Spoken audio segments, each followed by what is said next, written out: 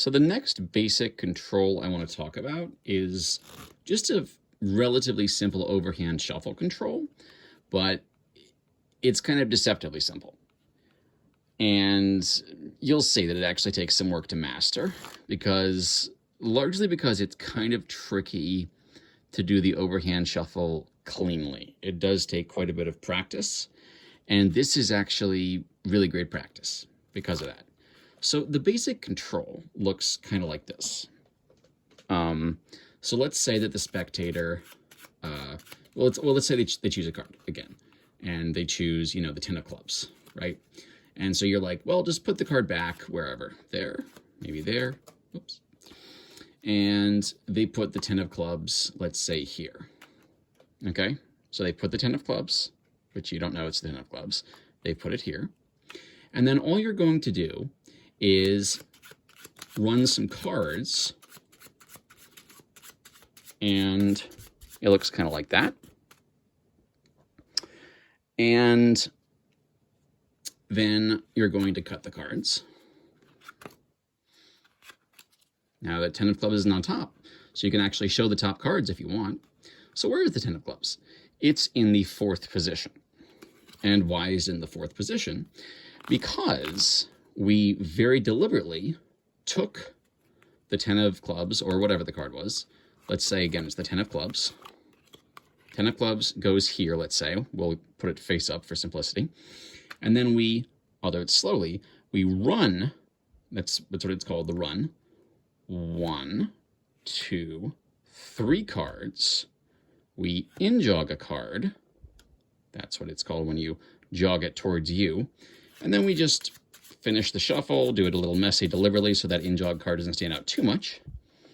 And then we take that in-jogged card, okay, we push, and then we complete the cut.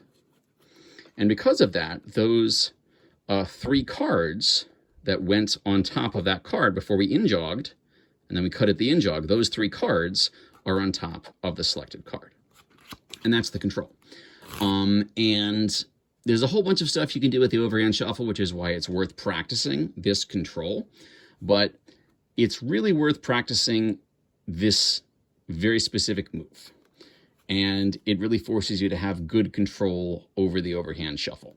And it's so easy to do an overhand shuffle messy and lousy and be, doing this kind of thing, where it just ends up being, hell. And sometimes you want it to be like that, but when you're trying to do sneaky stuff with cards, that kind of thing gets in your way. So the idea with the overhand shuffle is to go super slow at first and build your way up.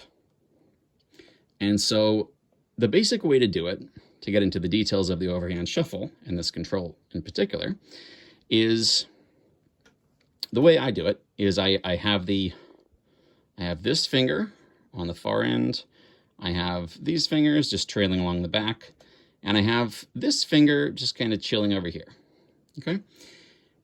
And I grab a portion of the cards. This finger is important, because if I were just to lift up, it's fine, but very often you'll get trailing cards like that, okay? Which is where this finger comes in, the left thumb, holding things in place, and if they're a little messy, you just give them a tap. And then, and people use different positions here. This is the one I like. And so this is a solid position to use. And what I would suggest is just to start out by slowly controlling cards, okay?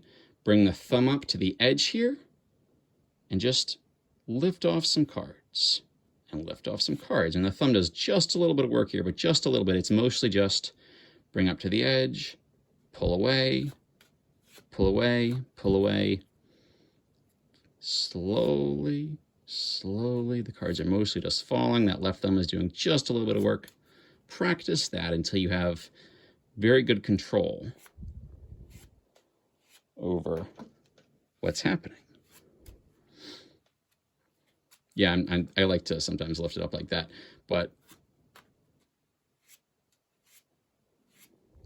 okay, slowly. Now, when you want to peel off individual cards, the thumb doesn't so much go up here, it more goes here, and practice that soft touch. Soft touch. individual cards. One. If you see there's like a few leaking up here, don't be afraid to tap. See?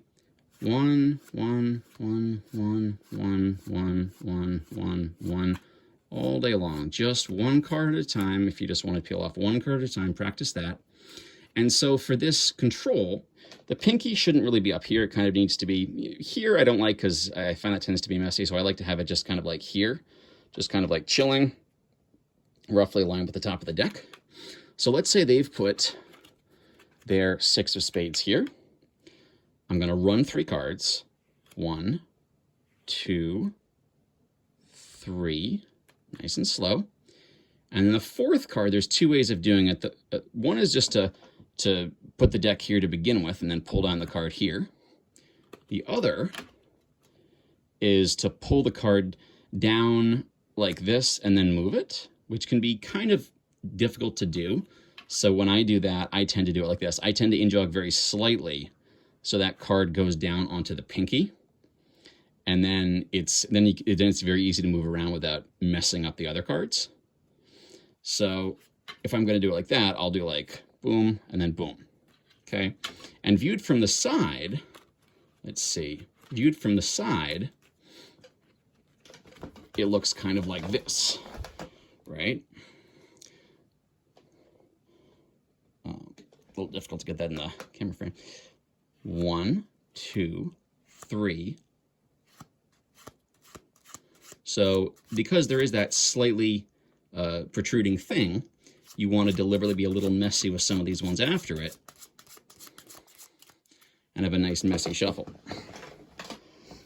Then you end up with this situation where you have this and you push up and push in.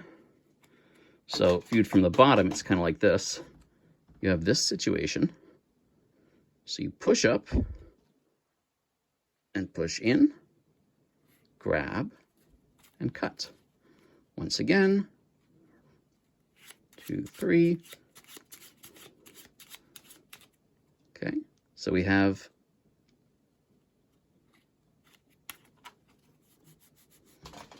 cool.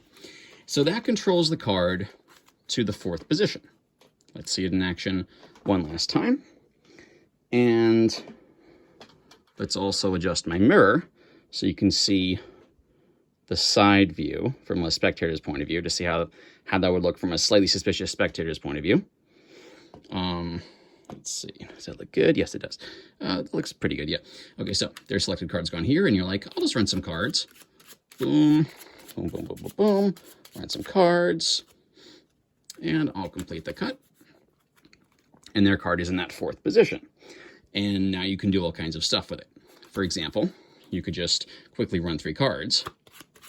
Boom. Yeah, now it's on top. Run 1 card and then complete the shuffle. Now it's on the bottom.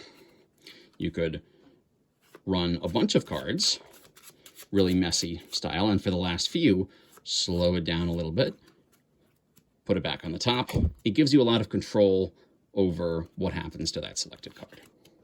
But the key is to go quite slowly at first, feel out the motion, and don't worry too much about them seeing the view from the side, because with more practice, you use less of an in-jog. You know, at first you're like half an inch out or something like that.